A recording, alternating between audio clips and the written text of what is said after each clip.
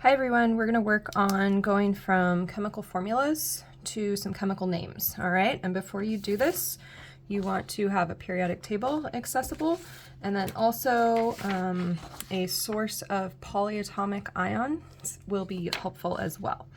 So the first thing when you've got a list of formulas and you're trying to figure out how to name them is you want to think about, are there metals present?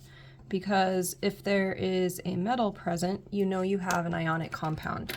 So if you remember on the periodic table, right, we've got our zigzag line separating our metals from our nonmetals. So you can go through and find each element, like sodium is on the metal side, all right? So if I go through, I would find out that sodium is a metal, iron is a transition metal. Here's some more sodium, also a metal, calcium, iron. When I get down to CO2 and N2O4, carbon and nitrogen and oxygen are all nonmetals, so therefore I'm not highlighting them. So now anywhere that I see a metal, I know that I have an ionic compound, and that's going to help me choose how to name them. So everywhere I saw those metals is an ionic compound. That's going to be one set of naming rules, and then these that do not have metals are molecular compounds. All right, so we're going to work a lot on ionic compounds. Naming the molecular compounds is the easier thing to do. All right, so the next thing you want to remember from your periodic table is not just where your metals and nonmetals are, but that we have some trends. Group 1, we see that those in an ionic compound form +1 charges. Group 2, +2. Skip over the transition metals. There are some variations in charges here that we'll get to in a little bit. Group 3, 3 positive charges. Here, if we're down here in our metals, we'll see 4 positive, or if we're up here in the nonmetals, we'll see no charge. Those tend to just share electrons. This group, group 5, 3 negative, 2 negative, 1 negative. And if you remember, all of these ions form so that the elements can have the same electrons as the nearest noble gas. All right, so if I've got those charges, that's going to help me out when I say start to look for sodium, +1 charge. Chlorine is in the group that has the -1 charges. All right, so when I go to my next step here within naming, if it's ionic, which we are, then I can look on my periodic table and see that sodium has a positive charge, chlorine has a negative charge. Okay, it's no longer going to be chlorine. We'll talk about the name in a second.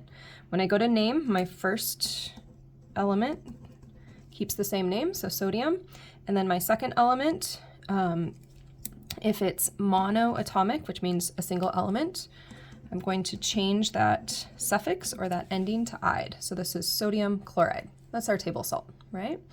If I look down here, okay, next compound. So now I have, again, Na plus. I have S, all right, if I can find S, that's sulfur here in the group that has -2 charges. And we want to look at this little subscript is what we call it, sub like a submarine, okay? If I see 2 there, that's telling me I have 2 of the sodiums. So what I actually have is 2 sodium ions and then this S2 minus ion. Each sodium has a positive, so that's 2 positives, and they balance out the 2 negatives here, okay? If I go to name this, again, sodium, and then sulfur, but sulfur becomes sulfide. So it's monoatomic, single atom, and then it's an anion. We change that to "ide." Okay, continuing on. Now we have something different. Now we have iron, which is one of our transition metals, and this is an element that we didn't write charges on these because I see a variety of charges depending on how their electrons are arranged. So when I have iron, I can look at this FeCl2. I know that I have iron, but I'm not initially sure what the charge is going to be because it's in that transition metal region. And then I have chlorine. I know it's ionic though, so it's actually going to be these chlorides that we saw. And I see the subscript. The subscript tells me I have 2 of those. Okay, so I know for sure I have the 2 chloride ions. That helps me work backwards to figure out the charge on the iron. I'm going to grab a different color pen just to emphasize this. So here my total charge is 2 negative, and so on my iron, to balance that out, I need a 2 positive charge. All right, now when I go to write this, we'll start it off as iron not chlorine, but chloride. Okay, let's look at a very similar compound right below it. Okay, so again, I have Fe, but this time I have 3 of those chloride ions. And so if I think about 3 chloride ions, that's a total of 3 negatives. And so to balance that out, to have a neutral compound, I need a charge of 3 positive on the iron. So I end up with, again, iron chloride. Now, I need a way to differentiate between these two. And so I take those charges and I turn them into Roman numerals. This is iron 2 chloride, and this is iron 3 chloride. Okay, next example, we have Na, which we've been seeing a lot of with that little 2 there. So this is 2 of those group 1 sodium ions. And then I have something new. I have a polyatomic ion. So get your trusty list of polyatomic ions out. I'm looking for SO4, and it tells me the charge and also the name bonus. All right, so this is SO4 2 negative. When I go to name this, sodium, and then the name on my table there was sulfate. I want you to notice that 8 is for SO4 2 minus. Sulfide up here was when I just had the S2 minus. Okay, so that's a really important difference to note. Now, how do I choose if I put a Roman numeral or not? Well, I'm going to come back to my periodic table and remember that sodium is always, we're working with sodium, locked into that 1 positive charge from its group. Iron, we had to put the Roman numerals because it had more than 1 option for charges. Okay, so no Roman numeral here. It would be wrong if you added a Roman numeral. All right, couple more examples. Now we've got Ca, so calcium, group 2, so this has a 2 positive charge. And then I look at NO3 and I'm like, and I've got parentheses, what's going on? It feels like English class. Well, just pull out your list, okay? Here's NO3 with a negative charge, and then I see nitrate, okay? So this subscript here is telling me that I have 2 of everything in the parentheses, okay? So this is having 2 of those negatively charged nitrates, okay? Calcium, no change to that name. Calcium is not one of those elements that has different charges possible, so no Roman numeral. And then I just carry over that name that I found on my table, nitrate. Again, notice the 8s are very commonly associated with the polyatomic ions, all right? Now we've got all the complexity, all right? We have iron, which if you remember, we don't know right off the bat the charge of iron, and then we have nitrate, and I see again that I have 2 of those nitrates. All right, so let's think about combined. These 2 give me a 2 negative charge, and so to balance that out, I need a new 2 positive charge on my iron. And so when I go to name this, iron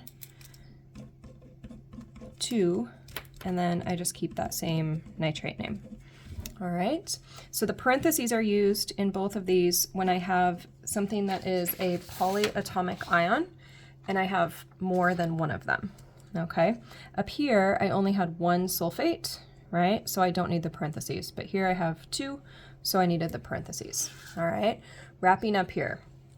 This is a compound we know well, all right? It's molecular, so you know what? As soon as I see that it's molecular, I don't worry about the charges, okay? These are easy. You just name what you see, okay? Because there's a lot of different ways that we could build these, so we just name what we see. So I see C, which is carbon.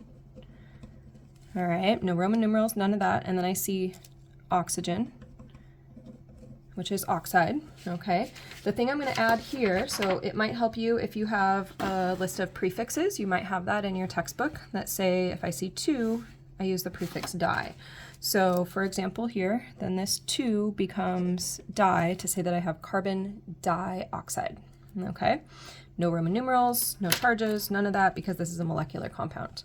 Last one here, N2O4, okay? So a little more complicated, but again, start with nitrogen, no change to the first element, second element, oxide, all right?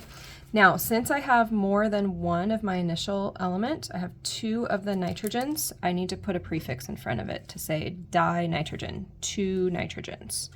And then with oxide, I have 4 of them. So check your table. 4 is tetra, all right? So I'm going to say tetra, and I ran out of space, tetra oxide, or sometimes you'll just see it written tetroxide, all right? So again, taking you back through, quick reminder, first thing we did was we looked for those metals, okay? I'm looking for the metals. As soon as I have a metal, I'm thinking about all the ionic rules that we talked about here. As soon as I see molecular, I'm thinking no ions, just use those prefixes, okay? The only time we use prefixes is if I have these molecular compounds, okay? With the ionic compounds, once I've identified them as that, think through the ions. If you have a transition metal or some metal with multiple charges, think about those Roman numerals, change your suffix, or refer to your polyatomic ion table, and you're good to go. All right, practice, practice, practice.